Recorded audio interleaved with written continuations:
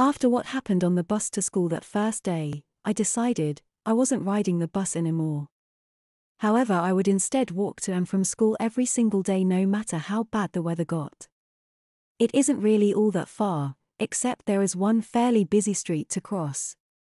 And besides, walking is good for you, right? After about a week, I started to fall into an after-school routine. I would come home, stop in to see Micah for a snack, then do my homework, write a short letter to one or more of my distant friends, and then I would set off to explore the house. I was careful not to be seen or heard by anyone, so that I wouldn't get in trouble like I had that first day. I never really found anything scandalous or interesting to write to my friends about. Mostly, I was just learning the layout of my grandparents' house, and I guess that was a good thing. At least I was less likely to get lost again.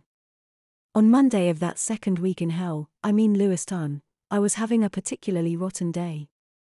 During lunch, I'd had another run-in with Larry, BB, Fish, and the girl I had heard about. Oh, was she a wonderful piece of work, and I don't mean wonderful in a good way. She has jet black hair that looks as if it has never seen shampoo or a brush. Ever. She wears black plastic frame eyeglasses, which make her dark doll-like eyes seem larger than normal. And heaven help us all, she sure does like to show off those oversized, brown, furry teeth of hers. However, by far her worst trait is the smell that seemed to encompass her like a cloud of green mist. Oh man, she absolutely reeks of cigarettes and B.O. all the time. What amazes me is the remarkable fact that Larry, Fish, and BB don't seem to be affected, or even mind her constant olfactory assault.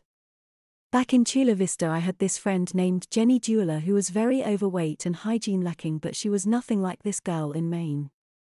I'm talking black and white difference here.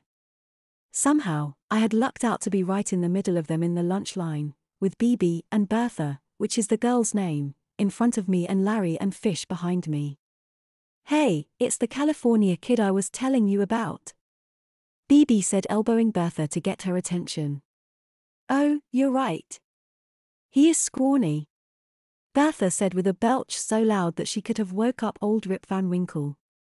If one more person calls me scrawny, I thought to myself. I found it ironic that she was calling me scrawny when she looked as though she were nothing more than skin, stretched over a wire skeleton.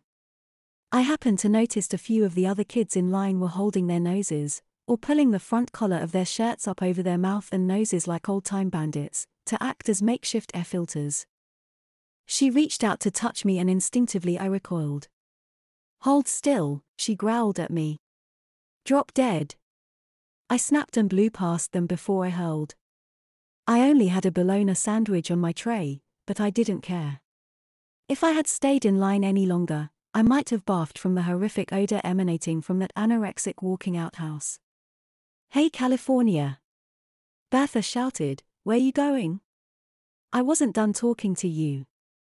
I quickly paid for my sandwich and walked as fast as I could get away with, to the far side of the lunchroom, where I sat and slouched down in hopes that they couldn't see me.